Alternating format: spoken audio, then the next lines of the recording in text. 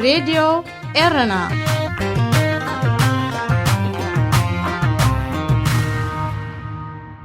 حزو السلامتنا تقبلوا أبستفل عليه كرنعة عالم كوينكم نمدبات راديو إيرنا اتكتاتلو زخبركم سمعتنا أبناي لهم صوني سلستن حاسة كل تشحن إسران فنوى راديو إيرنا تنتنا أبولو كنتات هاجرنا بخبرهم دافلا مانجوس كاب أديس أبا زل أخلنا تصحف كم أون ملختاتكم بتليفون اتلقلوا مدب حيزنا لكم قربنا لنا كساب فتسامي مدبنا مسانا حبيركم كتسأنحو بخبرون دا عدمكو أبناي لومي أرساسينا مسنسجر جبتي أب سومالي لاند وتهدراو معسكر نمخفات تدالو مهلاوا تقليتو حبرات إمارات عرب فلامي مدبر نيكولر كفيتا أب زومبابي بلشونا خبك قاعدة تقوع سلام وسلفي كي كايد منغستي كالكيلو راديو إيرنا ناتا دمت إيرتراويان علتاو زينا جبتي أب رئيسة محدار سومالي لاند وتهدراو معسكر نمخفات تدالو خمزلا تحبيرو اتهاجر كابز حلف عمتات حزا مصر رئيسة محدار سومالي لاند دبلوماسيا وركباتا تحيل دحرم صنحايو أبزوان زي وتهدراو معسكر كتكفت كمتقل بسفحو زقلت زلو جبتي أب رئيسة محدار سومالي لاند وتهدراو معسكر نمخفات توت انزلا قبر ملسينا يتكأتقراب سومال زلو أهلو خوينو أب إيتوبيا ونتساقطن مفتار زعلمو مخانو تنتنتي يردقو أبز حلف قنيات العلواي لأخ جبتي أب سومالي لاند وقعوا عدت بمكياد مس بريزيدنت نايتار اسم محدار مسابحة كمزتي تحبيرو نزي سيعيبو دما بمنيستر فاينانس سمرح لأخ إيتوبيا أب تهاجر تمساسا العدت أكايدو إيتوبيا جبتي أب اسم محدار سومالي لاند كتقوموت دل زلا وتهدراو معسكر بعمقوت كتاتلو خمزلا أفنيا منيستر قدات وطاقت هاجر بوقعي أفليتيو رئيسة محدار سومالي لاند بزي كازيمس هاجرات زواقرنا أفريقان هاجرات عربن تقبرو زلا دبلوماسيون وتهدراون ركبات مس تايوان ون زمدنا مخفات جميرة تركب نتايوان كملولاويت أكلات رئة تشاينا بزعباز قدين مزرب أب سالستزي أب سومال تركب أمباسادرا أنا رئيسة محدار سومالي لاند اللي خاتو رئيسة محدار سومالي لاند دحرم بتتان سومال أب شحن تشعات متنتيس عن حدن كم نتسا هاجر كوان تأوجت أهقراوي تقبلنت أي رقبتن يخون بر زتفلاليا هاجرات علم ببول كان مزار اسم محدار دبلوماسياوي يخون وتهدراو سمعات ككايدا تاني حنين أبز حلفة ورحي مرحت سومالين رسم محدار سومالي لاندن مقرب زعل مزته أب جبوت 5 قايدة أي رسعن عبرات إمارات عرب أب سلاماوي نايتسعات معلا زقلقل مدبر نيكولر مخفاتا أفليتا قدما مينستر تهاجر محمد بن راشد المختوم بحدنا حسب تويتر أبز محلالفو ملأختي اتي أمدر عرب ناي مجمريا زخونا مدبر نيكولر أبز كايدتو مبأتاو فتنا عوت من بارو قليتو علامات مدبر أمتساين حدا ربعي أقلقلوت إلكتريسيتي بنيكولراو تسعات نمتكا مخانو تقدما مينستر تقيسو وراس عرات حبرات إمارات عرب الشيخ محمد بن زايد آل نهيان بوغانو أبز محلالفو ملأختي اتي باراكاس تسمي مدبر نيكولر أهقراونا دحنت ملك اعتاز مال مخانو حبيرو اتبدو كوريا كم استدالو استحبرن الفيلم هنات مدبر نيكولر حبرات إمارات عرب نفس لما معلاز علمو مخانو كانت تتقلت أبزوا مأكلاي مبراء طرطارتات فتيرو يركب أبتزوبا أقدما تكنولوجي نيكولر زوننت انكو هاجر إسرائيل ترايك تكون كلا إيران ونجمرتو مدبات ملو بملو نمززام كم استقربتها تقلت أب زيمبابوي بمنقست زفت سنبل شونا كبك عزيز اوع سلامة وسلفي كيكايد تقل كيلو اتي سلامة وسلفي نسالسان حدن حملة بدرجة هاجر كيكايد تمديبو كوان تنبرا سراويت زيمبابوي أقدمو توافرو نتن عبيت كتماتات كاب كل عينة من قصقاس دو كم زبلن مع كنازينا حبيرا أب رئيس زي حيلتات سقطات هاجر نتسلامة وسلف زودبون كمرحوز وطنونيوم زبالوم 10 صبات أسيروم بريزيدنت إمرسون منانغاوا اتغكات صوت أنا سلامة وسلفي بتقاوم تسلفتات تودبي يخبليو وغيسو لعل شوعات تميتاوي زغبابي بات إرازلو قطبا زنبابي حدا كاب أوراق انكتات ودكاتو بلشو الناس بسلطان منقست مخانيو زتكاس عمتاوي ببلشونا أما 8 مليون دولارات زباقنا لا زنبابي كام 280 هاجرات علم مسك قداموت إسراع تسرع كم كان عنده بسودان زأمسلا ببلشونا منقست فلوتات زغنا هاجرات زحقفت أفريقيا عمتاوي أسات 5 بليون دولار كم زتأفافا تسبب ترانسبارنسي انترناشنال يملكت زخبركم سمعتنا زينا أفستفت إمولا راديو إيرنا ناتا دمسي إرتراويان زخبركم سمعتنا زغط المدبنا بخبرم دافلا زدالو تنتنايو እዚ ናይ ሎሚ ትሕዝቶ መቐፀልታ ናይቲ ዝሓለፈ ሰሙን ዝቐረበ ኮይኑ ፖለቲካውያን ውድባትን ዜጋታትን ብዝብል ኣርእስቲ ዝቐረበ እዩ። ክትከታተሉ ንዕድመኩም። إذاعة الرنا الدولية صوت أريتري مستقل. راديو إيرنا ناصا دمص إرتراويان أبوش تسلفتات حيالات مرحتي كنركبينا من زي رخبة من هاجر زي رخبة حيالات مرحتي نحنا نسأل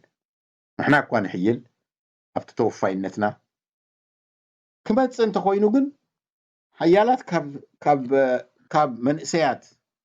كاب عبيتي قولوا انت خوينهم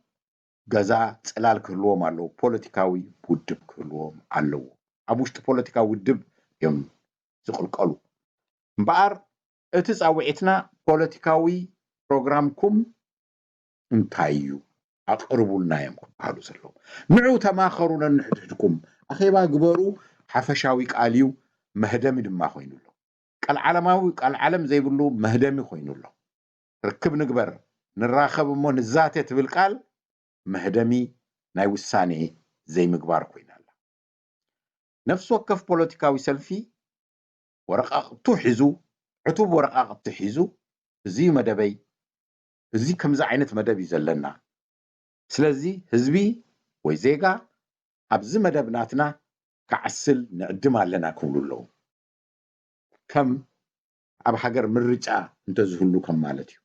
ناتنا جن عجانا مرجع مقبار يكونن بحيلي زيغاتات بوليتيكانا مقياري ويام مسمر مئتاوي عم قد بابور مئتاوي مالتيو نتي كم قد بابور وصيو زلو بوليتيكانا عم قد بابور مسقال مالتيو لوم زلو ناي زيغاتات ترى بوليتيكاوي سلفتات مبار بخمزينا نيرترا أبتي تطح حديد مقد بابور كنأتوا نخيل بخمزيو كبلونا له كلت مدرخ دما له نزي سرعات كمي غيرنا ندربيو دحري أخا انتهي نقبر زبليو أبقو بقر زيغاتات حتوتات كل عليوم أبز حلفة أغيسه نيري أبز حلفة فنوي نهاقراو أقلقلوت كحتو زخول يوم هاقراو أقلقلوت قدامي سريعهم زخدو زلو زيغاتاتنا كيف تو من إسياتنا هاقراو أقلقلوت كقصل ديو كهلو قصل انت خوينو بخمي إذا عن صاراوينت هيكونن ويكا دقافنت هيكونن إزي حطوي كملش አለዎ ሽዑ ዜጋ ይመርጽ አይፋል በከምዝ ንኺድ አይፋል በከምዝ ንኺድ ክብል ይኽእል እዩ ስለዚ ካብቲ ሕቶታት ሓደ ንዝበዝሐ ዜጋታትና ሒዝዎ ዘሎ ንኣብነት ሃገራዊ ኣገልግሎት እዩ ኣብ ሃገራዊ ኣገልግሎት ዘገልገሉ እንታይ ክኾኑ እዮም እቶም ድፋጭኦም ክሳብ ዝወፅእ ዝሰርሑ ዜጋታትና እንታይ ክኾኑ እዮም ክከሓሱ ድዮም ብኸመይ ክንደይ ባጀት ከድልዮ እዩ እዚ ፖለቲካዊ ውድባት መደበን ህዝቢ ከስማዕ ኣለዎን ጽባሕ ይኮናን ከስማዕ እዚ ብፋይናንሳዊ መገዲ ክጥቀስ ኣለዎ ብግዚያዊ ሰሌዳ ክጥቀስ ኣለዎ ኣብ 4 ዓመት ኣብ 5 ዓመት እዚ ክማላ እዩ ድሕሪ ሙዳቕ ዝስርዓት ባጀቱ ድማ ብግምት እዚ ክኸውን እዩ ክበሃል ኣለዎ ንትምህርቲ ዝምልከት ንቋንቋ ናይ ስራሕ ናይ ምምሕዳር ሃገር ተቀመሉ ኣብቲ መንግስታዊ ኣካላት ቋንቋታት ብኸመይ እዩ ክኸይድ ንመሬት ዝምልከት ብኸመይ እዩ ክኸውን ብሄራት ንኣሽቱ ብሄራት ብፍላይ ድምፅና የተሰምዐን ካብ ግዜ ጥልያን ጀሚሩ ክሳብ ሎሚ ድምፅና የተሰምዐን ዝብሉ ብሄራትና ህዝብታትና ብዛዕባኦም ድማ ክትዛረብ ክትክእል ኣለካ ደፊርካ ህዝቢ ድማ ኣብ ዕቱብ ከኣቱ እዩ ዜጋ ማለት እዩ እዚ ካብ 70 80 ክሳብ 100 ዝበፅሕ ሕቶታት ሓደ ክልተ ዝጠቅስ ዘለኹ እሱ ስለ ዝኾነ ኢና ድማ ዘመሓድረና ፖለቲካዊ ውድብ እዩ ዘድልየካ ፖለቲካዊ ውድባት ነዚ ክገብራ እንተኮይነን ግን ሰንውን ድማ ክሕታ ኣለወን ናይ ዜጋታት ጉቡእ ክፍፀም እንታይ ማለት እዩ ህዝቢ ወይ ዜጋታት ንፖለቲካዊ ውድብ ንዑ ፕሮጀክት ኣቅርቡልና ክንፈልጦ ኣለና ናበይ ገጽና ንኸይድ ኢሎም ክዛረቡ ከለው ጽቡቕ ክነቐርብ ኢና ኣነ ከቐርብ ከም ፖለቲካዊ ውድብ መጠን ግን ድማ እዚ ባጀት ስለዘድልየኒ ምኩራት ሙሉ ግዜኦም ዝሰርሑ ሰባት ስለዝደሊ ባጀት ሃቡን ድማ ኢሎም ድማ ፖለቲካ ውድባት ድማ ንዜጋታት ባጀት ክሓትሉ ባጀት የድሊ እንተኮይኑ ዜጋታት ኣነ ኮፍየ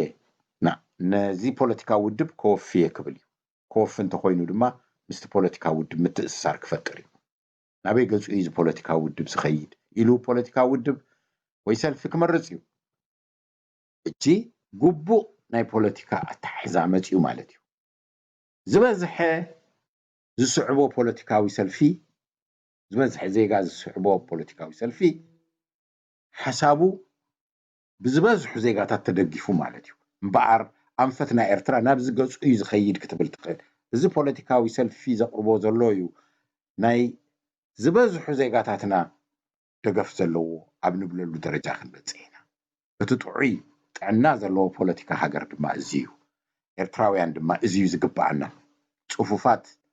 ጽፉፍ ፖለቲካ ዘካየድና ንዓለም ዘደነቀ ፖለቲካ ናብ ናጽነት ዘካየድና ሰባት ኢና ዘፍርሐና ነገር የለን ምናልባት ናይ ሓደ ፖለቲካዊ ሰልፊ ሓሳብ ጥራይ ኣይኮነን ክስዕር እዚ እውን ከም ርዱእ ክንወስዶ ኣለና 3-4 ፖለቲካዊ ሰልፍታት ተመሳሳሊ መርገጺ ዘለወን ግን ድማ ኣብ ገል ሕቶታት ዝፈላለያውን እንተኮይነን መርሓባ ጥዕና ዘለዎ ፖለቲካ እዩ ተባኢሰን ኩናት ገይረን ኣይኮነን ዘለዋ ጥዕና ዘለዎን እዩ ኣብ ሓደ ኣዳራሽ ኮፍ ክብላየን ባይቶ ማለት እሱ እዩ ሃገራዊ ባይቶ ንብሎ ዝተፈላለዩ ፖለቲካዊ ኣረኣያ ዘለዎም ሰልፍታት ብወከልቶም ገይሮም ኣብ ሃገር ዘመሓድሩሉ እዩ ብሓደ ድምፂ ኣይኮኑን ዝዛረቡ ዝተፈላለየ ኣረኣያታት ገይሮም ተካቲዖም መወዳእታ ብዝበዝሐ ህዝቢ ድምፂ ዝተደገፈ ውሳኔ ድማ ንሃገር መመሓደር ይኸውን እስከ ምልስ ኢልና ንርአ ኣብ ፖለቲካ ኣብ ናይ 98 ኩናት ዶብ ምስ ኤርትራ ባይቶ ብከምዚ ፖለቲካዊ ሰልፍታት ዝቆመ ባይቶ እንተዝህልወና ነይሩ እቲ ሕቶ ብሓደ ፖለቲካዊ ውድብ ንበል ኢሳያስ ብዝውክሎ ፖለቲካዊ ውድብ ህግደፍ ኩናት ክንገጥም ኣለና ወያነ ኣሸጊሮምና ኣለዎ እሞ ኩናት ክንኣቱ ኣለና ኢሉ ክዛረብ እዩ ማለት እዩ ነዚ ትካታዓሉ ማለት እዩ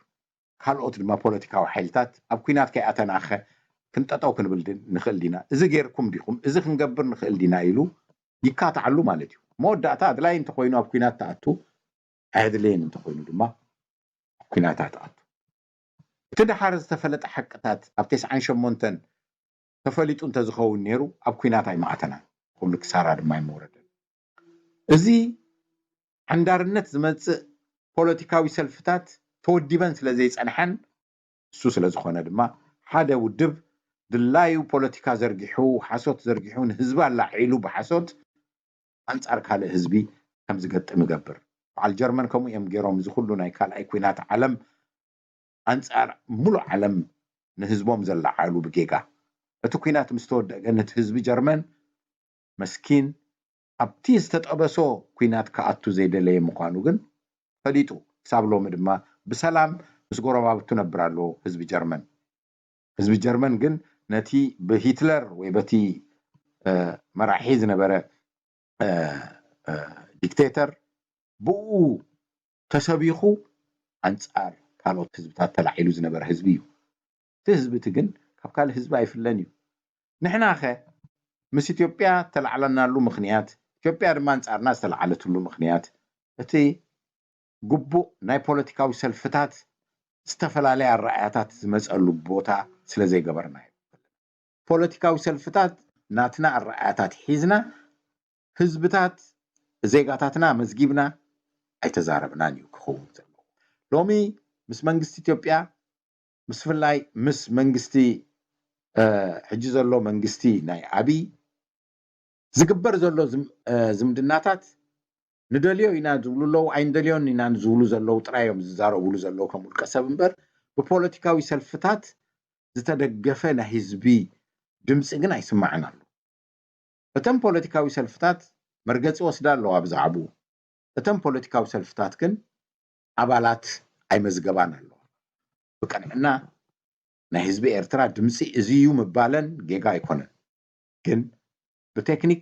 ቃል ክንወስዶ ከለና ንህዝቢ ክንደይ ኣባል ኣለክን ኣይተባሃላን ኣለዋ ምዝጉብ ኣባል ፖለቲካዊ ሰልፊ ድማ ምዝጉብ ኣባል እንተዘይብሉ ንነፍሱ ይዝውክል እምበኣር ፖለቲካዊ ኣተዓባብያ ወይ ኮስኳስ ክብሎ ደፍር ኤርትራ ጎዲልዎ ዘሎ እቲ ኣብ ዝተፈላለየ መድረኻት ናይ ፖለቲካ ሰልፊ مدرخ سلازي حلفي إذاعة الرنا الدولية صوت أريتري مستقل راديو الرنا ناصا دمص إرتراويان قبلو من مدرخ سي كمبل بلنبلا عيفسسن عيتقعون نبلمو أب معباي بوليتيكاوي سلفتاتنا ندهب كما دمدمتا كلتا سقمت يزدلي تصاوعت ناي زخونه زيغا لومي ፖለቲካዊ ሰልፊ መደብኩም አቅርቡልና መደብክን አቅርባልና ምባል ክኸውን ኣሎ ዝርዝራዊ መደብ ብጽሑፍ ፖለቲካዊ ሰልፍታት ድማ ነዚ ክንገብር እዚ ባጀት የድልየና ኣሎ ወይ እዚ ሙያዊ ሓገዝ የድልየና ኣሎ ኢለን ድማ ኣብ ዜጋታትን ይምለሳ ነዚኦም ክልተ ዘራኽብ ንዜጋታትን ንፖለቲካዊ ሰልፍታትን ዘራኽብ ድማ ኣባልነት ወግዓዊ ምግባር እዩ ካልእ ነገር የለን ኣነ ዛረብ ኣለኹ ቁም ነገር ኣለዎ ዝብል እንተኮይኑ እሞ ኣነ ፖለቲካዊ ውድብ ዝውክል እንተኮይነ ቁም ነገር ኣለዎ እሞ ክስዕቦ እየ ዝብሉ ሰባት ከጥርለኒ ወይ ከዓ ሰልፊ ናተይ ከጥርለዎ ማለት እዩ 10,000 ሰባት እንተልዮም 10,000 ሰባት ሓይሊ ክህቡ እዮም ማለት እዩ ብገንዘቦም እንዲሁም ብሙያዊ ብኻልእ ድምፆም ኣስሚዖም ማለት እዩ ምዝ መደብ ኢና ይኩሉ እዮም ካልእ ድማ ብፃይ ልዕለይ ክሓስብ ዝኽእል ዜጋ ድማ ናይ ዘቕርቦ ዘሎ ክብሮም ኣበር ኣለዎ ጉድለታት ኣለዎ እሞ ዝሓሸ እዚዩ ኢሉ ድማ የቕርብ ንዜጋታት ክቐርብ ከሎ እሱ ድማ እዚ ሓይሽ ዝብልዎ ድማ ክረክብ እዩ ፍልልዩ ከም መዛዝን እዩ 20-30 ሽሕ ድማ ኣባል ክሕዝ እዩ ካልእ ድማ ካብ ክልቴና ዝያዳ ሰዓቢ ዝረክብ ሓሳብ እንተመፅኡ ድማ 50,000 ሰብ ክስዕቦ እዩ እዚ ሓይልታት እዚ ናይ ዜጋታት እዩ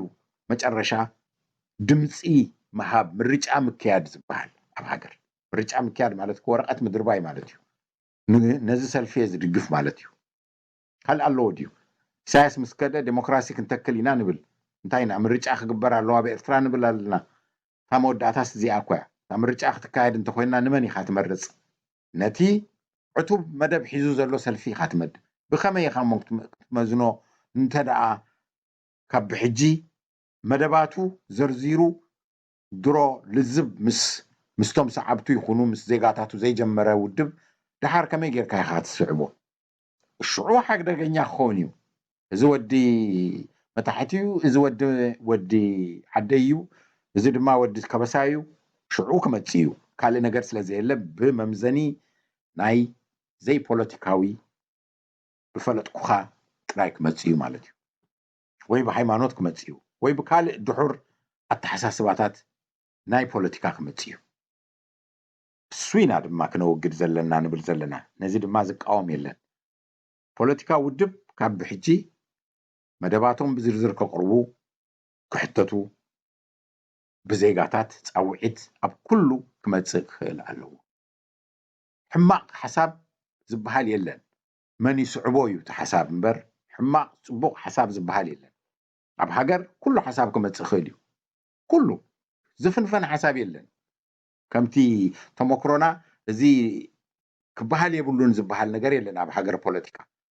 ኣብ ናይ ብረታዊ ቃልሲ ፖለቲካን ኣብዚ ናይ ህግደፍ ፖለቲካን ይሱ ሓንቲ ቃል ምሰውፃእኻ እዚ ከምዚ እዩ ኢልካ ምኹናን ዝመፅእ ዘሎ ሓሳብ ዝደለዮ ሰብ ብዛዕባ ዝደለዮ ክዛረብ ይኽእል እዩ ዝስዕቦ መን እዩ ዝስዕቦ ኣለዎ ዶ እዩ እቲ ቀንዲ ክስዕብ እንተኮይኑ ድማ እቲ ፖለቲካዊ ውድብ ነቲ ሓሳብ ዘቕረበ ነቲ ዜጋ ከእምን ዝኽእል ኣተሓሳስባ ከምፅእ ይግደድ ማለት እዩ መን ኣሎሞ ንፅሉል ሓሳብ ዝስዕብ 10-20 ሰባት እንተሰዓቦ 100 ሰብ ኣብ ሃገር እንተሰዓቦ እሱ ኣይኮነን እቲ ሓሳብ ፅሉል ሓሳብ ዘይምፅእ ወይ ዘምጽእ ሰብ ዘይብሉ ሃገር የለና ብዓለም እሱ ኣፍራሕናን እዩ ጽሉል ሓሳብ ዘምጽእ ኣፍራሕናን እዩ እቲ ጥዑይ ሓሳብ ህዝቢ ክስዕቦ ዝኽእል ሓሳብ ግን ብጽሑፍ ቀሪቡ ኣይመጸን ኣሎ ብጀካ ኣብ ሓፈሻዊ ቀልዓለማዊ ዘረባታት ናይ ኣኼባታት ብጀክኡ ኣብ ዕቱብ ኣይቀረበን ኢና ንብል ዘለና እሱ ክቐርብ ድማ ጻውዒት ነቐርብ መደምደምታ ብዛዕባ እዛ ናይ ፖለቲካዊ ሰልፊ እዚ እዩ ከቕርብ እንተኮይኑ ድማ ዜጋታት ድማ ግቡኦም ክገብሩ ክጽዋዕ ኣለዎ ፖለቲካዊ ሰልፊ ክልተ ጻውዒት ክቐርብ ኣለዎ ኢለ ኣለኹ ማለት እዩ ዜጋታት ንፖለቲካዊ ሰልፍታት መደብኩም ኣቕርቡ ዝብል ጻውዒት የቕርቡ ዜጋታት ፖለቲካዊ ሰልፍታት ድማ ነዚ ከነቐርብ ሰዓቡን እሞ ሓግዙን ይክብላሉ ብገንዘብ ይኹን ብሞያ ኣብ ሎሚ ዘለናዮ መድረኽ ፖለቲካዊ ሰልፍታት ብመንሕራይ ወይ ብቮለንቲርን ሰርሓ ዘለዋ ምናልባት ሓደ ክልተ ሰልፍታት ሙሉ ግዜኦም ዝሰርሑ እንተልዮም ከማን ዳርጋ ዝወሓደ ኣድማዕነት እዩ ዘለዎ ፖለቲካዊ ሰልፊ ግን ናይ ሃገር ዘመሓድር ንፅባሕ ሃገር ከመሓድር ንደልዮም ቤት ጽሕፈቶም ሃልይዎም ኣማኽርቲ ዝኽፈሉ ወጻእተኛታት ይኩኑ ደቂ ሃገር ዘለዎ መሳለጥያ ዘለዎም ፖለቲከኛታት ድማ ዝመሃሩሉ ዝኽስኮስሉ ኣካዳሚ ዘለዎም ፖለቲካዊ ሰልፍታት ኢና ንደሊ እሱ ዝግባአና ብግዜ ፕረታዊ ቃልሲ መግዛእት ኢትዮጵያ ብታንክን ብነፈርትን ክመጸና ከሎ ብመዳፍዕን ክመጸና ከሎ ንሕና ብበትርን ብከላሽንን ኣይገጠምናዮን በብመድረኹ መወዳእታ ግን ኣብቲ ናቱ መድረኽ ምስ ኣተኻ ኢኻ ትስዕሮ ሰዓርናዮም ፖለቲካ ሃገር ድማ ካብ ኢሳያስ ክነሕድግ እንተኮይንና ዓለም ክቕበለና እንተኮይኑ እዚ ክልተ ፖለቲካዊ ርክባት ክህሉ ኣለዎ ፖለቲካዊ ሰልፍታት መደባትን ከቕርባ ዜጋታት ድማ ነዚ ፖለቲካዊ ሰልፊ ክድግፋ ግድነት ናይ ክልቲኡ ወገን እዩ ምናልባት መወዳእታ ክብላ ዝደሊ ዜጋ ዝበሃል ቃል ካብ ህዝቢ ዝበሃል ቃል ክትፈልይዎ ኣላው ህዝቢ ኤርትራ ወይ መበቆሉ ኤርትራዊ ዝኾነ ኣይኮነን ዜጋ ማለት ንዜግነት ኤርትራ ዝመረጸ እዩ ምናልባት ኤርትራውያን መበቆሎም ኤርትራዊ ስለ ዝኾነ ስምዒታዊ ምትእስሳር ስለ ዘለዎም ገሊኦም ግን ናይ ካልእ ሃገር ዜግነት ሒዞም ንኤርትራ ምሕጋዝ ከም ሓደ ጎናዊ ነገር ግን ዝግደስሉ ገይሮም ክወስዱ ክእሉ እዮም ዜጋ ማለት ግን ጽባሕ ኣብኡ ክነብር ዝደሊ ስድርኡ ኣብኡ ዘለዎ ኣብኡ ዝቕመጥ ብምርጭኡ ዜጋ ክኸውን ዝመረጸ ሰብ ማለት እዩ ዜጋ ወጻእተኛታት እውን በቲ ሕጊ ናይ ዜግነት ናይ ኤርትራ ዜግነት ኤርትራ ክመርጹ ክእሉ እዮም ተፈቒዱሎም እንተኮይኑ እሞ ኣብቲ ምርጫ ዜጋ እንተኮይኖም ግቡእን መሰልን ክረኽቡ እዮም ማለት እዩ እምበኣር ኣብ ዜጋ ግቡእ ኢና ንመጽእ ዘለና ሕጂ ፖለቲካዊ ሰልፍታት መደብ ከቕርባ ከለዋ ሓግዙኒ ኣብዚ መደበይ ገንዘብ የድልየኒ ኣሎ 1 ሚልዮን ባጀት የድልየኒ ኣሎ ዶላር እንተኢሉ ሓደ ሰልፊ ዜጋታት ግቡኦም እዩ ነዚ ሰልፊ እዚ ክድግፉ ዘይድግፉ እንተኮይኖም ድማ ነዚ ሰልፊ ንኻልእ ዝድግፍዎ ሰልፊ ከም ግብሪ ምኽፋል ማለት እዩ ግቡእ እዩ ግብሪ ፈቲኻ ትኸፍሎ ኣይኮነን ኣብቲ ሃገር ስለተቐመጠን ኣብቲ ሃገር ስለተረብሕን ትኸፍሎ እዩ ግብሪ ድማ ኣብ ዘለናዮ ሃገር ከይድና ግድነት እዩ ግብርን ሞትን ኣይተርፍን እዩ ዝበሃል ዜጋ ድማ ናይ ኤርትራ ልክዕ ከም ግብሪ ሎሚ ለውጢ ክመጽእ መስዋዕቲ ዝገብሮ እዩ ዝኸፍሎ ገንዘብ እዩ ዝኸፍሎ ግዜ እዩ ዝኸፍሎ ሞያ እዩ ኣብታ ዜግነት ትብል ከም ፀዓ ከለኹ ግብረ ሰናይ ኣይኮነን ፈትዩ ደንጊጹ ዝህቦ ኣይኮነን ግድን ዜጋዬ ንሓንቲ ውድብ መሪፀ ክኸፍል ኣለኒ ክብል ኣለዎ እንተዘይሉ ድማ ናይ ዜጋ ግቡኡ ኣይገብርን ኣሎ ማለት እዩ ዘረባ ኣድልየናን እዩ ዘረባ ጥራይ ዝዛረቡ ኣይኮኑን ዝድለዩ ዘለዉ እቲ ናብ ለውጢ ዘብፅሕ መስመር ዝድግፉ እዮም ዘድልዩ ንመን ክድግፍ እንታይ ሓሳብ ኣሎ ድዩ ዝብል እዩ ሕጂ ንዜጋታት ዘሸግረና ዘሎ ስለዚ ፖለቲካዊ ሰልፍታት ዝፅዋዓ ዘለዋ نزي بوتا كمل أي هلنا عندنا نحنا لو تكنا متزز مدب قريبنا عندنا زلنا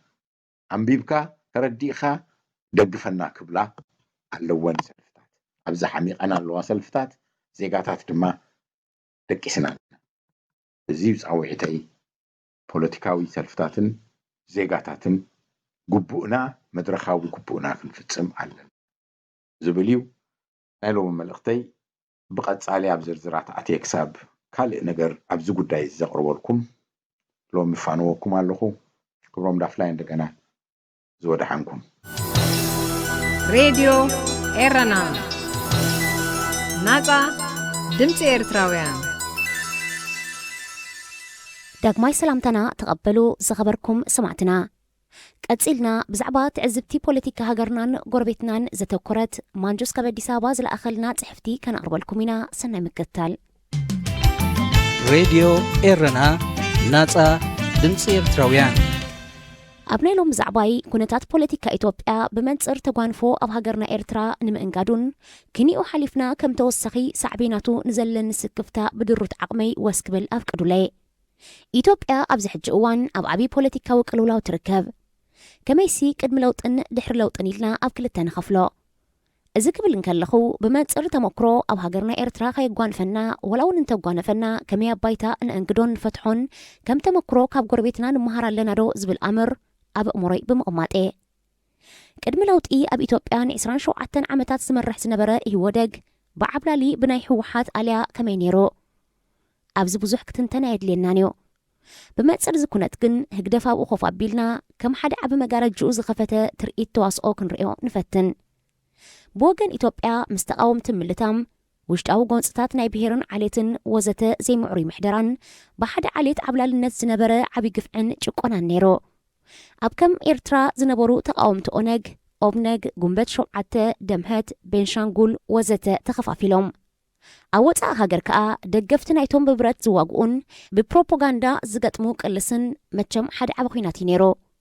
كم سعبي نخ وق حد أبحب زوت أحد دستحقتات بسم برلمات تصدق أشبرت زبل سم تتأمي أبتسألي مزقب زقتو ودباتن والكسباتن وحدات يكونون تقاوم أومن ترعانو من تسمع منقستي نبرن كم بحري بحيل برتها بسلطان زمت منقستي زبل ديمقراسيا وسرعة زتخلو أزيوم وحدات بتسابع تسقط أريوم يلون مبالون محشي زبل اتم مرحتي وي بإرقان ويوم بحمام انتو خنا بحرقان تزيت عليهم منبروم نهز بزمارت زركبو يلون كم تاريخ أب إثيوبياون زي ترعيو كابزي انتاي نمهار نحنا إرتراوين أب هاجرنا إرترا ننات النزل تغفلو وقاك اللي لاي نبرن أب سوءاتناون كبر لونا يخون مبار دحرنات النزل متأ لو تثات أي قدن زي كونس هزبي إرتران زخفلو الرزدين واقع زمت أن عسبي رخبان اتنات الناس تخايد الصورة تاريخون تززنتو من الوات أب علم وحدات مدارك تترايم ترخبو نيرو انتاي كبرمو حديد ما أزنو تتقويو نو حدات بتسابع تزقط صارو كم دلايوم زقايت أولون زعندرولون نهزب زي وكل بحقي زي كيد موعال بقامين دون ما عندر سبرب حنكوينا تركب هاجرنا إرترا نتي أبقزي قرس زنبرا جقننت توفاينت نكذكر عصمتي سمعتاتنا كوخوينا نكلو متفلتنا إرترا هاجرنا أبزن زحلفا 29 عامتات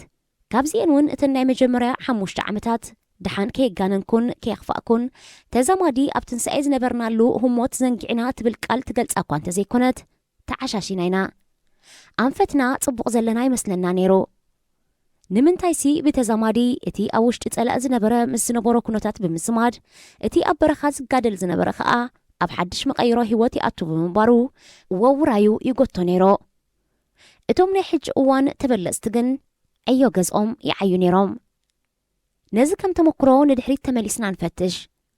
أب 1998 إثيوبيان إرتران أب قدشت مئتاون حدش مدرخ تخفيتو إذ حدش مدرخ بناتي تعزبتي نايت سلائي فتاوي زبلي نيرو بوغن إرترا تقاومتو دوات إثيوبيا مججاح بأنت أروخاء إثيوبياون تقاومتو دوات إرترا أم مججاح توافيران أبزغن نايمن مجاجحيت زيادة عويتا نايمن كأغيلوا فردو نسمعتي قدفو أبزغر الساع زيبولو إثيوبيا بهاجرات معرابيخون بروسيان تشاينان دحان زمدناتات نيروا ንኤርትራ መንግስቲ ግን በቲ ቀንዲ ዝፍለጠሉ ገተር አካይድኡ ካብ ኩሉ በኺሩን ተገሊሉን ነይሩ ናይ ዝውፅኢት ከዓ ብእገዳ መቕፃዕቲ ይሰሓግ ነይሩ እንተታ ዘይትመውት መልሓሱ ግን ካዕቦ ፀርፍታት በዚ ሕዋስ ቃሕኒ ዘይበልኣ ፈተውታ ከይተረፈ ፀበል ንግደት ናይ ፀርፉ የጥዕመን ነይሩ ኣብ ከምዚ ናይ ፖለቲካን ወተሃደራውን ቁርቁስ ኢትዮጵያን ኤርትራን ከም ሃገር መጠን ብነጥቢ መንሰዓረ የመዝግባ ነይረን እንተ እዘን ክልተ ሃገራት ዘጫጭሐአን ውድባት ግን ገለ ብሰንኪ ለውጢ ሞት ቀዳማይ ሚኒስተር ነበር መለስ ዜናዊ ኣብ ኢትዮጵያ ዝነበራ ክቕማ ገሊአን ሓድሕደን ክበላልዓየን ተራየን እንተተን ናይ ኢትዮጵያ ተቃወምቲ ውድባት ግን ተጠቀምቲ ናይቲ ዝመፀ ለውጢ ኮይነን ብኣባጓይላ ፕሬዚደንት ኢሳያስ ኣብ ርእሰ ከተማ ኢትዮጵያ ዕሰለይለን ከኽዱዳን ክቆፃፅያን ንርኢና ኣሎና ገሊአን ኣይትሙታ ይበሃላ ካልኦት ከዓ ኣይካብ መርገም ኣይካብ ናእዳ ሓዲግ ተሪፈን ኣለዋ እቶም ዲያስፖራ ተባሂሎም ኣብ ወፃእ ሃገር ናብርኦም እንዳካየዱ ኣብ ቃልሲ ወስ ዝብሉ ዝነበሩ እንተስ መንበር ምስኣን እንተስ እቲ ዝተፀበይዎ ዘይምስማር ገሊኦም ናእድኦም ክውስኽ ፀኒሑ ይወርድ ብኻልእ ሸነኽ ከዓ መጀመርያ ከኣትዉ ከለዉ ዝነበሮም ቁፅሪ ምውሓዱ ኣብ ብዙሓት ሚልዮናት ህዝብታት ተዋሒጦም ጠፊኦም ድዮም እንድዒ ሕጂ ኣበይ ከም ዘለዉ ድምፆም ኣይስማዕን እዩ ዳግማይ ናብ ስደቶም ተመሊሶምን ክኾኑ ይኽእሉ እዮም ዝብሉ ዘረባታት እውን ይስምዑ እዮም ኣብ ወፃኢ ዝነበሩ በቲ ዝነበሮም ዕድል ትምህርትን ናፅነትን ተተጠቒሞምሉ ኣብ ህዝቦም ዓብ ለውጢ ከምፅኡ ይኽእሉ እዮም ገለ እውን ኣይተሰኣኑን ብዘይካ ክዳንን ቆርበቶምን ናይ ኣተሓሳስባ ለውጢ ከምፁ ይከኣሉን ባዕሌት ብሃይማኖት ብክልል ወዘተ ህዝቢ እንዳኸፋፈሉ የፋልሱን ክሳብ ምስኣን ህይወት የውርዱ ኣለዉ እዚኦም ኣብ ጣዕቢ ቤት ትምህርቲ ዲሞክራሲን ሰብኣዊ መሰልን ይነብሩ ምንባሮም የጠራጥር እዩ ካብ ኢትዮጵያ ክኸዱን ከለዉ ዝሓዝዎ ኣብ እምሮኦም እታ ዝነበረ ዘይምዕቡል ኣተሓሳስባ ከየፅረዩ ምምላሶም ዝገርም እዩ ግዜ ቀልጢፍዎም ለውጢ ተሃዊሁ ጥራይ ዝብል ነዚ ከም ተመክሮ ክዛረበሉን ከዘንተወሉን ዘገድደን እንተሎ ንሕና ኤርትራውያን ከም ተመክሮ ካብ ጎረቤትና ኢትዮጵያ ቅድሚ ለውጥን ድሕሪ ለውጥን እንታይ ንምክሮ ንምሃሮ ኣለና ዶስ ከም ካልእ ህዝቢ ዓለም ከም ተራወረ ሰሚዕና ትምንብል ኣሎና መልሲ ካባኹም እንተ ኣነ ከም ኣብ ኢትዮጵያ ዝርከብ ስደተኛ ርእቶይ ወስከብል ኣብ ኢትዮጵያ ዳርጋ 3 ዓመት ገይረ ኣለኹ ኣብዘን ዝሓለፋ ናይ 2 ዓመትን ገለዋርሕን ናይ ለውጢ ግዜ ግን ትዕዝብተይን ስክፍታይን ክሳይድ እምበር ክጎድል ኣይተዓዘብኩን ምክንያቱ ኣብ ውሽጢ ሃገርና ዘሎ ኩነታት ብሰንኪ መዘና ዘይብሉ ዓፈና ህግደፍ ብኣሕጥራይ ክሓልፎ ኣብ ወፃኢ ዘለና ግን ስክፍታይ ምስ ብኣውራጃ ሃይማኖት ተጋዳላይ ዋርሳይ ዲያስፖራ ደላይ ፍትሒ ተቃዋሚ ደጋፊ ሰብ ፍሉይ ረብሓ እቲ ቀፀላታት ሕብረተሰብ ፖለቲካ እንድዒ ነዚኦም ኩሎም ፀብፂብካ ንቁፅሪ ህዝቢ ኤርትራ ዘይፈልጥን ክንደይ ህዝቢ ኤርትራ እንተትብሎ ካብ 56 ሚልዮን ተዘይልዒሉ ኣይውሕድን ይምበለ ካብ ባህሊኡስ ደጋሚኡ ደኣ ከይኮነን እምበር ኣብ ደለይቲ ፍትሒ ቁፅሪ ውድባት ልዕሊ 32 በፂሕን ኣለዋ ሰሚዐ ኣስማተን ብጣዕሚ እዩ ዝሰማማዓኒ ዲሞክራሲያዊ ምንቅስቃስ ሓርነት ኤርትራ ሰልፊ ህዝቢ ኤርትራ ግንባር ንሓድነት ኤርትራ ናይ ዓፋር ሳሆ ኩናማ ብሌን ለውጢ መንእስያት ስምረት ኩሉ ትስማት ሰሓብዮ መራኸቢ ብዙሃን እውን ውሕዳት ኣይኮናን ኣድማዓነተን ምስ ተሞክረአን ሸለል ክብለን ብዓንድታት ሕጊ ስነ ምግባር ጋዜጠኝነት ዝምእዘዛ ኣዝየን ውሕዳትን ወረ የለዋን ባሊሓየሽ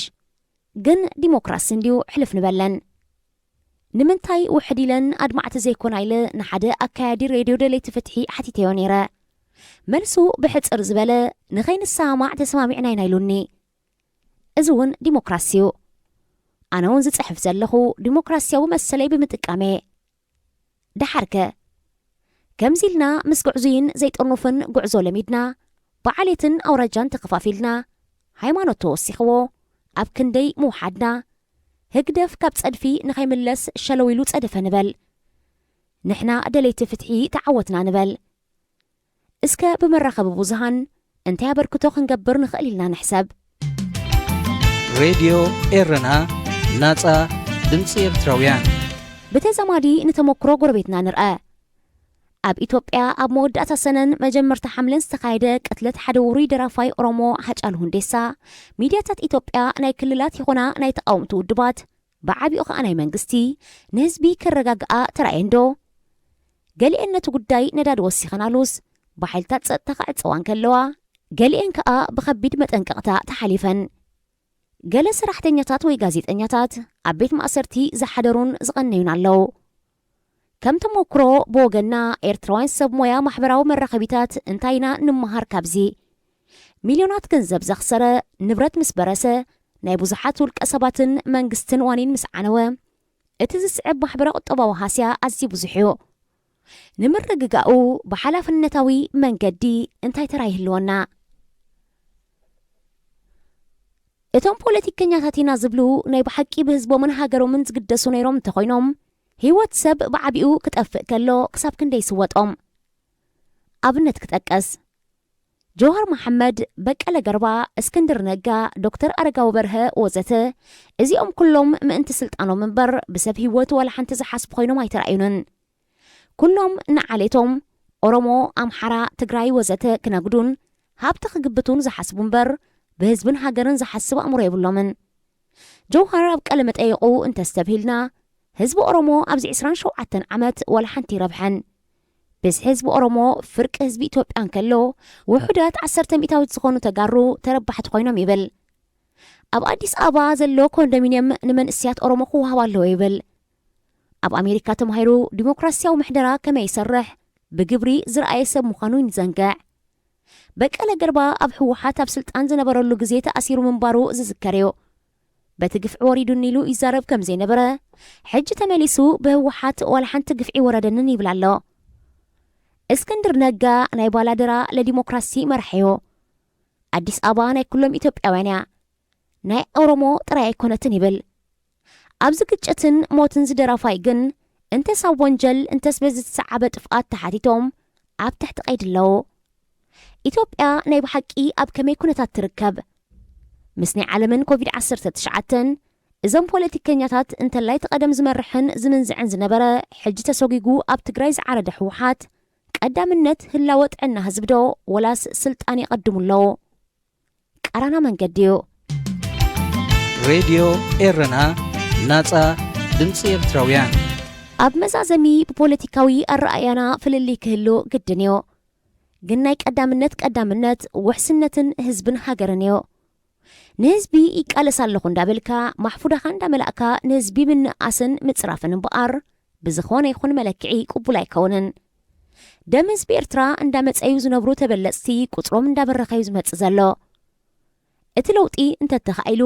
ብዘይገለ ክሳራን ደም ምኽዓውን ክኸውን ፃዕሪ የድልዮ ጥራይ ዘይኮነ ውሕልነትን ብልሓትን ይሓትት እዚ ኣለና ድዩ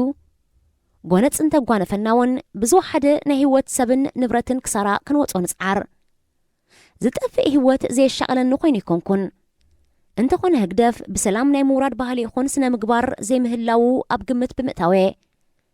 ድሕሪኡ ከመይ ጉዕዞና ተወዳደርቲ ውድባት ብኸመይ ስልጣን ሒዘን ህዝብን ሃገርን ብምዕሩይን ሰላማውን ህይወት ይመርሓና ካብ ሓዲድ ህዝቢ ዝደልዮ ምስ ዘላግሱ መንዓ ገቢብሎም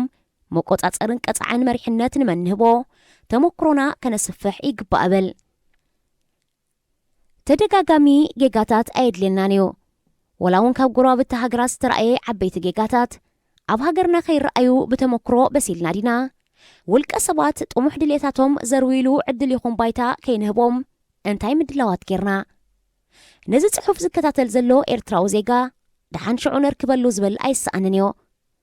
ግን ከምቲ 10 ኪሎ ሜትር ንኽትከይድ ብሓደ ስጉም ትጅምሮ ሕጂ ሓደልና ስጉም ንጀምር ብል ኣብ እዋን ለውጢ ተበለፅቲ ካብ ህዝብን ሃገርን ብዝያዳ ውልቃዊ ረብሖኦምን ንመንበረ ስልጣኖምን ጥራይ ዝቐድሙ ፖለቲከኛታት ከጓንፉና ምዃኖም ካብ ሕጂ ሓደልና ክንፈልጥ ኣሎና ነዚኦም ብንቕሓት ክንገጥሞም ኣሎና ብፍላይቶም ኣብ ወፃኢ ሃገር ኣብ ስደት ንነብር ሓደራኹም ብኣውራጃውነት ዓሌት ሃይማኖት ወዘተ ተገማሚዕና ካብ ዝፀረ ሃገራውነት ሕማም ከይተፈወስና ምስ ሕማምና ገዛን ተኣቲና ኤርትራ ነበረት ክትከውን እያ ኤርትራውያን ፖለቲከኛታት ኣብ ዘን ዝሓለፋ 20 ዓመታት ማለት ድሕሪ ናጽነት ተሞክሮና ኣብ ፖለቲካ ሃገርናን ከባቢናን ኬንኡ ኸይድካ ፖለቲካ ዓለምና እንታይ ይርድኢቶም መልሱ ብቓል ወይ ብጽሑፍ ዘይኮነ ብግብሪ ኣብ ባይታይና ክንፍትሾን ክንሪኦን ብዝኾነ ሃገርና ኤርትራ ኣምላኽ ይባርካን ይሓልዋን ማንጁስ ካብ ኣዲስ ኣበባ መልእኽታትኩም ናብ ሬድዮ ኤረና ኣብዚ መደብ እዚ ካባኹም ካብ ሰማዕትና ንዝመፁ ርእይቶ ነቐፌታ ማኣረምታን ካልእን ዝቐርበሉ መደብ እዩ። መርሓባ بمجمرة سلام تغرب كتير خا ونفات عنا نفس وقف إدراو زيجا تبون هولمن بتوصحون بحمان كورونا فيروس تكع زلون تدقن وحصل زي كونه يتتنق عيتات هبطون وهلون الظهر حرين بار أبز حالة السامن تادو هنبلو عوارف ببزحي خضر ولو زغنية نهورار استيف زعبات قادلاي عطو مسفن حقوس كم نبري كلهنا يتغطى لنا يو مثلني لذي مسفن حوس أبي كويني قالس ناتهم ريتش أصله زخونة أما سلاتو أدي هذا دلن زي دلن زراب بوجني أدلاي نزلوا أي مثلنن انتقونا جن حدا مسرتها وحكى جن الله بالسوق قالوا لو النت حجر وقعدها كيتها الإي والكسر زي كونس الإي محدرة نايزي حجر زمرح زلوا سرعات ويكع سيستم بقولوا الناس مزهون تعامل الناس بحزبي يكون حاجر كحدر الكا يسأل كم زي كونجن كاستاتنا عد معك خون ايكيلن يوزبل ترطريتات كحدر بحزبي ناي جدا خون وغن يتغ حجزني يلكا تتبصو زلغا اكالك من انتايو ابزاء وانزيا حجزكا قرب من الناس كم زلو وهو المصنعتي جيفاد هاس ويس كابتي يتقالسو زلغا ديكتاتراو سرعات زغفي يلبن بمبالغة زون رؤسوزها على ممرمر زدليو مسيلو سمعني قالت إذرا وقلت مقرطات زلو قالت سلزغني مزح رئينا جناون رئلنا كرئينا ون سلمنتا ايه كنزي أباهلا زلو مسلكم وياني ملوء سلطان كلهم كساب أمريحنا تابزنبرولو جزات أبتي اوانتي نتن زركابن ودبات بإثيوبيا زنبرا بقولسنت حجزوان أبكندي مفتان بأنصارو قادعة أبنن حدن فاحت انقراح كبلون ترأيهم دليتاتهم كعا دخنتي هاجر إسرامبر حيال هاجر إسراخ رئوس لزيدلي يوم زبل قمتات يغمت بأنصارو إسياس جن هزبي إرتا أو عدقتي تقية حمامنا أتيو نتوم تقاومتي تسرعات إثيوبيا زنبرو كم إني دمحيت ورمو أنك ملا حزب محارة كمون كالوات ملو حجز النهابي كاب سلطانهم كم زوردو جيرو أبكتما مقالي كبو جيروهم نريولا سلذي أحوات بسمعي تاين الجزاء انت دقا فقر حجر حق بحق اللو نحوينو أبرسي ذا حجر زنسلالو زلو جنسك بعمقت كنريون فتن أبزا وانزيا إليت مرحتي ويانا نبر زي دلن بزعبا حقرنان ودباتنان انتاين كمين في الساميتات كساب دفرتيل لو النت مع التاوي يدهيو كم زلو كم بعل سيه سبحات صادقان استبهلو كمون أب استفالا ليا مدياتات وياني زنطفو كم زلو نقول لهنا بروهيو مثلا نمو انت زي تقرانا زحاشي مسيلو يرأيني انت دعا ذكاء الكوينس نحنا نبعلنا إرتراويان اتزحاشي فقرن سنتين فتيرنا إذا هاجر كاب قوبتي كانت هنا نفتن نبر كاب زيوم كاب نسبايسي كاب بعراي سبا محلاب كمالت كوينو يزر عيكا دحقوز انت زخونو ملوء سلطان كلهم حقوزو سبينا زلو بزحي وحوات إرتراويان بزي قلوصنت زمصح حدنتن تعانتن سلازيلو قلوصنتنا ندمفع نابلكو نايلو معال تريتي بربع سنت بي يدمدم بروح كنه كابود برهانو هاجر شوده قوبيل بالات في جرماني زقمت ناب زخبركم راديو إرنا بتعمينا نفطوكم بتعمينا نوغكم ناتكم زبدة مدبات كسالي سنبت كاتورينا فلي أنا كلامي كاتوريني ربي أتخلقون اشتغلوا سلزي حجي بيجي مسرجي إرنا اللي قلب تعميد دسبلني thank you سلام إرنا نحنا كلنا صلاة انت نقبرسي اجزئابهر قلتي في مرد آنا نخلهم حزبي لكم أسمعوا صلاة كلنا صلاة انت نقبرسي እግዚአብሔር አቀረባና እይሞ ቀልጢፉም ሰምዓና ይሰምዓና ከአይ ዘሎ ዘይትፈልጥዎ ደአ ኮይንኩም ኢኹም እምበር ይሰምዓና እይ ዘሎ ንሳቶም እግዚአብሔር ሰይጣን ከምዚ ገይሩ ኣብ ማእከሎም ኣትሕም ፍሽፍሽ ዘብሎም ዘሎ ተሳሚሮም እንተዝኾኑሲ ውሕጥ ኣቢሎም ኤርትራ ትበሃል ተደምሲሳ ንሓዋሩ ዘይትፅዋዕ ምገበርዋ ነይሮም ግን እግዚአብሔር ምሳና ይሰርሕ ከም ዘሎ ምሳና ኩሉ ግዜ ሕግዘና ከም ዘሎ ይሕልወና ከም ዘሎ ክትፈልጡ ኣለኩም ህዝቢ ኤርትራ ኣጸቢቆም ንገርዎም እግዚአብሔር እንተዘይሕልወና ቀደም ጉሒፎም መጥፉኡና ነይሮም ስጋብ ህጃ ኣይመጽንሑናን መይዳ ገይርዎ ኢሳያስ ሓንቲ ነገር ዝኽልክሎም ኣይነበረን ኢሳያስ ኩሉ መገዲ ሓቢርዎም ኩሉ ኣትሕዝዎም እዩ መን ደኣሉ ዝሕልወና ዘሎ እግዚአብሔር እዩ እግዚአብሔር ዝኣመነ ኩሉ ሓንቲ ነገር ኣይኸውንን እዩ በእግዚአብሔር ኩሉ ግዜ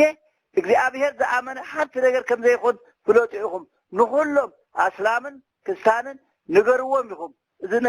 ብዘይካ እግዚአብሔር ድሕነት የብልናን ቻው ዮሐንስ እየ እዚ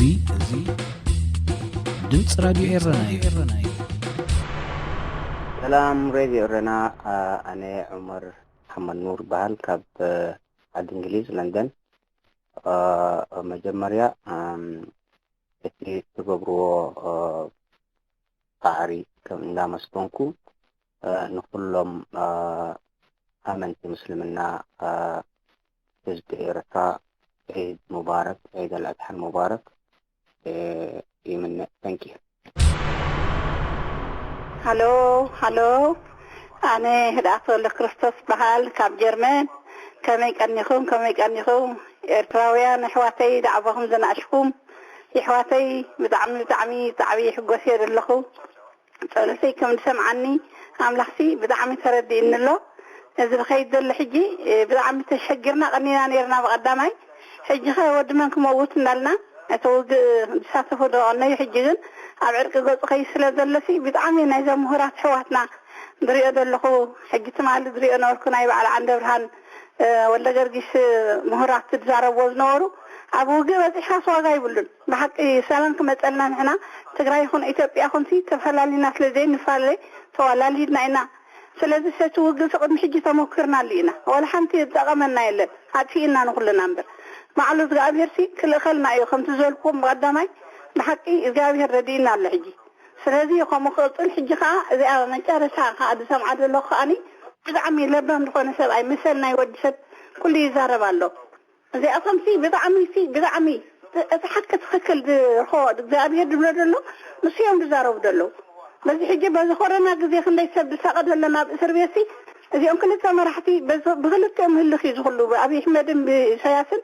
هلخ بقى نابي هلخ أتيم دلو قد صونا نوشاك لكم من هذا أمبري حانت عيد أغمناني أنا عيتنا عقوة زرابي بحقي أبحنامي عديب لنا دلو أبزخنا أرقاين دلني حامس دكنا حامس تشد الشغل سيزنا نعدنا ينندل زلنا فاهم دحنتنا قد دخينا مبرابلس لكسوس من نبرا لنا زي الناس غيرنا قلنا مش هتغدقنا نابي انقاطي نابي نحن حدوه بحق في إذا كل اللي بسات تقبر له تمسع بود له أزمة حق ودس كمان ويلو بس نكفو تقبر دسعوسي ويلو يليو مش هتحطياتي دي كبد الهزبي بهل لك سأل تابك عدوه القوة زي بالله كان ده يصرفنا وعلو له وانت تزاربنا صغوة لأفكم حظو زي أنت يسمى تعمامي مي تمس دقهم له العنساتين دلو أصبو وطا فتأثير دلو خير قررنا عشان جيروهم حجي كما يعذر كله عشر عمت من حبشان عمت صحي دايرة أي لو تأثير من حواتنا هرت الماء صحي كريد صبيو راديو إيرنا ناقة دمت إيرتراويان زخبركم سمعتنا نزل ساعة تلاليوز نبرة حفشاوي مدبات راديو إيرنا بأوقات تقرنيا أفسفت إيمولا زي راديو إيرنا دمت راديو إيرنا